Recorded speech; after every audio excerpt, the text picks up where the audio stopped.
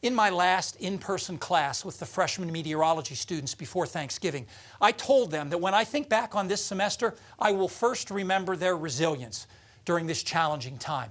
And second, I will remember the 2020 Atlantic hurricane season. As you probably know, the 30 named storms is the most on record, not just in the satellite era, which began in the mid-1960s, 2.5 times the average of 12. 13 of the 30 became hurricanes, again more than double the average. That ranks second behind 15 in 2005. 6 of the 13 became major hurricanes, category 3 or higher. That's tied for second most in any season. And finally, let's look at a measure called accumulated cyclone energy, or ACE. That combines intensity and duration, summed over all the storms in a year. Now, by that metric, 2020 doesn't rank quite as high, only 6th. That's because 17 of the 30 storms were only around for a few days or were just tropical storms, so they didn't contribute much to the accumulated cyclone energy. Now, here's a visualization of the season using the Hurricane Center's 5-day tropical weather outlook.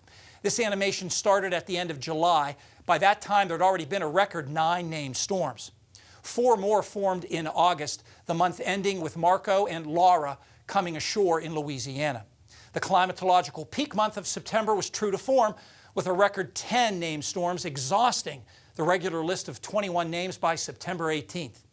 In October, the 4th Greek alphabet storm, Delta, made landfall in Louisiana, just east of where Laura did. And then later that month, Hurricane Zeta also hit Louisiana, its eye passing over New Orleans. November saw 2 more major hurricanes, Eta and Iota. They made landfall 2 weeks apart in Nicaragua, just 15 miles from each other. Interestingly, Iota was the only Category 5 of the season, reaching that intensity on November 18th, the latest Atlantic Cat 5 on record, and just the 2nd in November. That makes 5 straight years with a Category 5 hurricane in the Atlantic, joining Matthew in 2016, Irma and Maria in 2017, Michael in 2018, and Dorian and Lorenzo in 2019. All in all, a record-breaking 12 named storms made landfall somewhere in the continental U.S. this season, easily beating the previous record of 9. 6 of the 12 were hurricanes at landfall, and 5 of the 12 hit Louisiana. And that focus on one state is easy to see in this unique chart.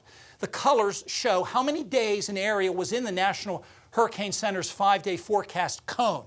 The bright yellowish color centered on Louisiana corresponds to 24 days, meaning those folks spent about 3.5 weeks this hurricane season in the forecast cone.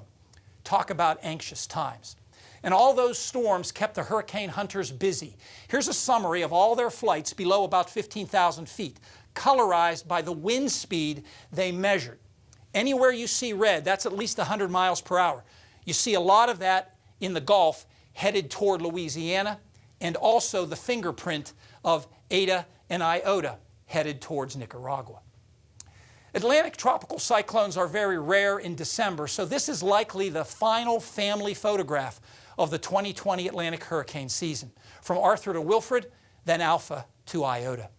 Stay tuned, our extended forecast is next.